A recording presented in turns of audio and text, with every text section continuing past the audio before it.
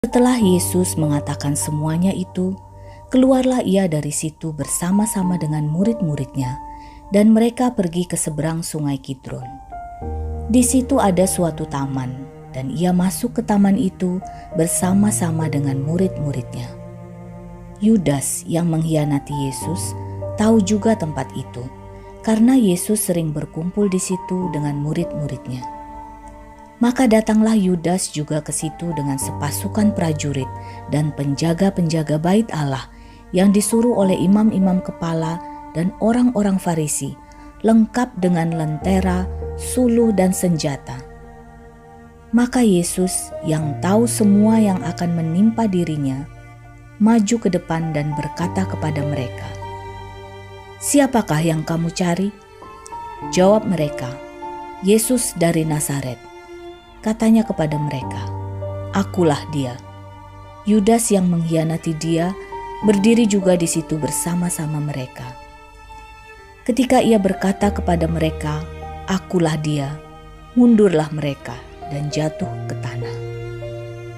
Maka ia bertanya pula, "Siapakah yang kamu cari?" Kata mereka, "Yesus dari Nazaret."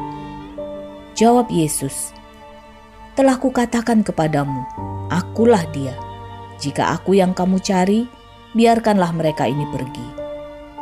Demikian hendaknya supaya genaplah firman yang telah dikatakannya, "Dari mereka yang engkau serahkan kepadaku, tidak seorang pun yang kubiarkan binasa." Lalu Simon Petrus yang membawa pedang menghunus pedang itu, menetakkannya kepada hamba imam besar dan memutuskan telinga kanannya. Nama hamba itu Malkus. Kata Yesus kepada Petrus, "Sarungkan pedangmu itu. Bukankah aku harus minum cawan yang diberikan Bapa kepadaku?" Yesus di hadapan Hanas. Petrus menyangkal Yesus. Maka pasukan prajurit serta perwiranya dan penjaga-penjaga yang disuruh orang Yahudi itu menangkap Yesus dan membelenggu dia. Lalu mereka membawanya mula-mula kepada Hanas, karena Hanas adalah mertua Kayafas yang pada tahun itu menjadi imam besar. Dan Kayafaslah yang telah menasihatkan orang-orang Yahudi, adalah lebih berguna jika satu orang mati untuk seluruh bangsa. Simon Petrus dan seorang murid lain mengikuti Yesus.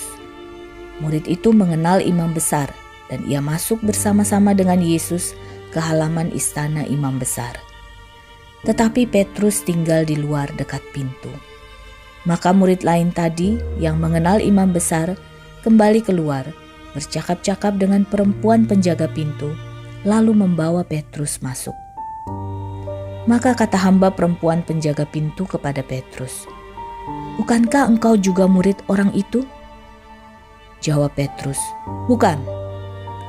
Sementara itu hamba-hamba dan penjaga-penjaga bait Allah telah memasang api arang, sebab hawa dingin waktu itu, dan mereka berdiri berdiam di situ. Juga Petrus berdiri berdiam bersama-sama dengan mereka. Maka mulailah imam besar menanyai Yesus tentang murid-muridnya dan tentang ajarannya. Jawab Yesus kepadanya, "Aku berbicara terus terang kepada dunia. Aku selalu mengajar di rumah-rumah ibadat dan di bait Allah, tempat semua orang Yahudi berkumpul. Aku tidak pernah berbicara sembunyi-sembunyi. Mengapakah engkau menanyai aku? Tanyailah mereka yang telah mendengar apa yang kukatakan kepada mereka. Sungguh, mereka tahu apa yang telah kukatakan." Ketika ia mengatakan hal itu, seorang penjaga yang berdiri di situ menampar mukanya sambil berkata, "Begitukah jawabmu kepada imam besar?" Jawab Yesus kepadanya, "Jikalau kataku itu salah, tunjukkanlah salahnya. Tetapi jikalau kataku itu benar, mengapakah engkau menampar aku?" Maka Hanas mengirim dia terbelenggu kepada Kayafas, imam besar itu. Simon Petrus masih berdiri berdiam. Kata orang-orang di situ kepadanya, "Bukankah engkau juga seorang muridnya?" Ia menyangkalnya, katanya, "Bukan." kata seorang hamba imam besar, seorang keluarga dari hamba yang telinganya dipotong Petrus. "Bukankah engkau kulihat di taman itu bersama-sama dengan dia?" Maka Petrus menyangkalnya pula, dan ketika itu berkokoklah ayam.